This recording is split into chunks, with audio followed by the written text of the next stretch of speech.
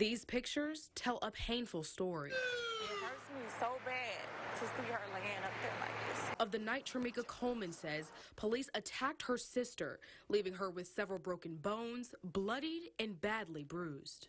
I couldn't see. I was screaming. It felt like I was getting electrocuted.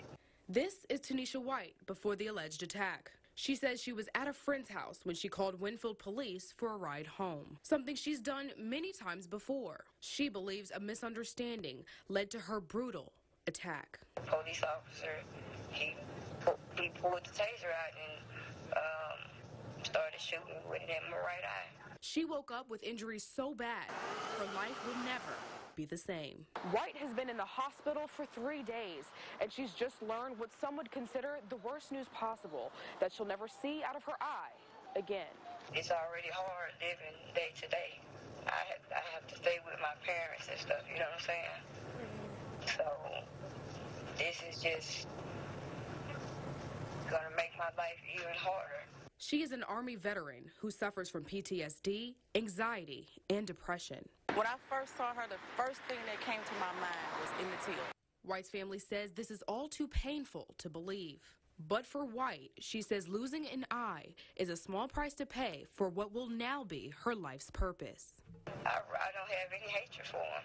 I will now and forever be a living testimony. Good morning. I'm Chelsea with KTVE. Is a manager available?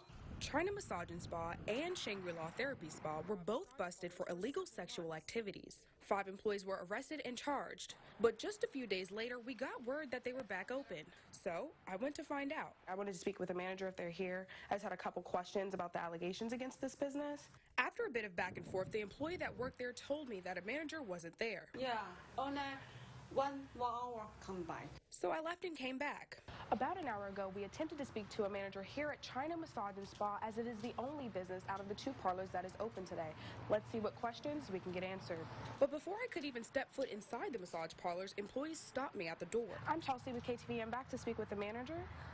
No, not here. He's not here? It's in sweeper, not here.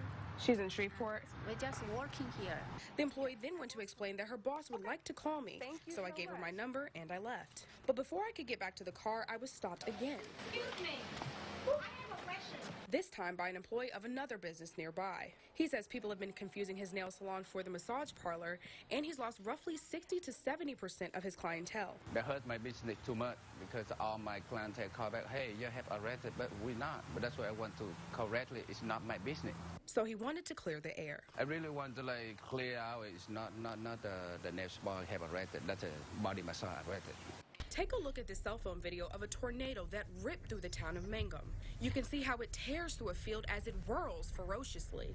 The National Weather Service confirms that it was an EF1 tornado with wind speeds of up to 100 miles per hour, and it left some damages that can't be repaired. After the tornado tore through the town, this home was no longer standing right side up. One Good Samaritan realized there was a family inside, so he backed up his truck, busted that window, and began to try and rescue the family that was trapped inside. The family stuck inside, Alicia Hutto and her 4 children. The youngest, only 6.5 months old. It was flooding, everybody was soaking wet, and the little baby had on just a diaper, and but I got them in the front of the truck real fast, and they was okay. And the mother, she was shook up real bad with chest pains, and they were scared to death. It was lucky that didn't one of them get killed. Wayne Williamson said he didn't even know the family was inside because their car was smashed and barely visible. However, he says it was when he heard screaming he made the split-second decision to take action. I went to beating right here and hollering real loud. Something he hopes anyone would do. No, I ain't no hero. Just happened to be in the right place at the right time. On the other side of town, an 81-year-old woman experienced some severe damages of her own. I have a big walk-in closet back there, and it's just caved in. She says she was expecting the storm, but what she wasn't expecting was the damage it left behind. I was up in the front of my house, and all of a sudden I heard something that sounded like an atomic bomb. And then all of a sudden I heard a crash, and I thought I heard glass falling. And I came to the back, and this is what I saw. But for both families, they have one feeling in common. But thank the Lord, I'm blessed that I was not hurt, and I still had a bed to sleep on last night. By the grace of God that somebody didn't get killed in that house.